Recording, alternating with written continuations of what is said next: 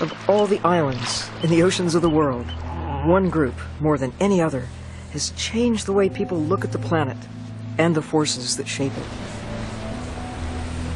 The Galápagos Islands, the Enchanted Islands, the Islands of Fire, located in the Pacific Ocean, about 1,000 kilometers offshore from Ecuador.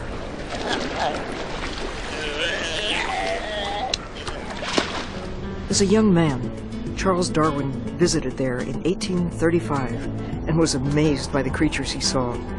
Giant tortoises, flightless cormorants, iguanas, all living side by side with fur seals and penguins right on the equator. It became his laboratory for the study of the origins of life.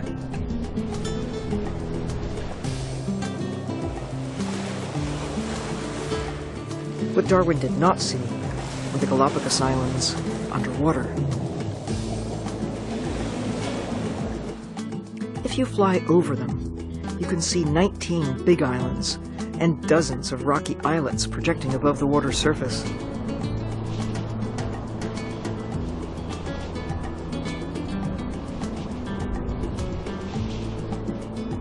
But if you could hitch a ride on a turtle or a whale, or could imagine draining away the surrounding Pacific Ocean, you would see the real Galápagos Islands, a chain of undersea mountains, a submerged archipelago that stretches for hundreds of miles and hosts a lively assemblage of underwater plants and animals, including many that live there and only there.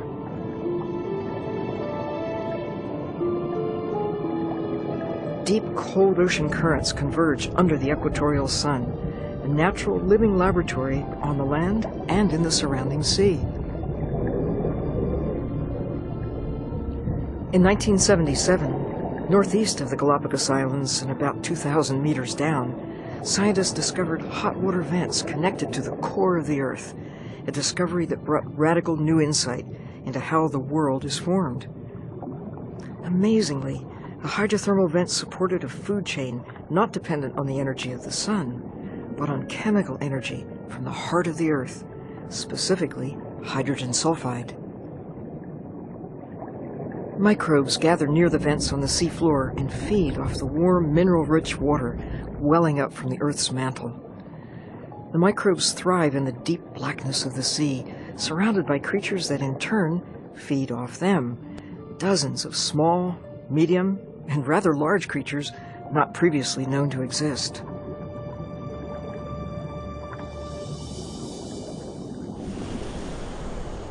When Darwin arrived on the Galápagos, no people lived on the islands, but whalers and pirates had already depleted the tortoises, turtles, and many of the birds that had no fear of humans and could easily be picked up and eaten.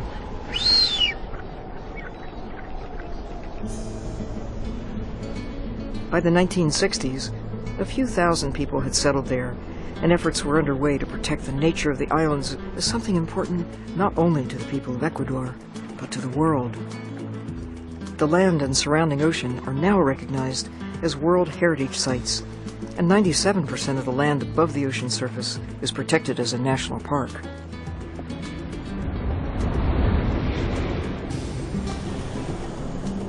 In 1998, some of the surrounding sea was also designated as a marine reserve, but the pressures from the now 30,000 residents and more than 100,000 annual visitors and an international market for its marine wildlife are causing problems for all of the creatures on the islands, including its people.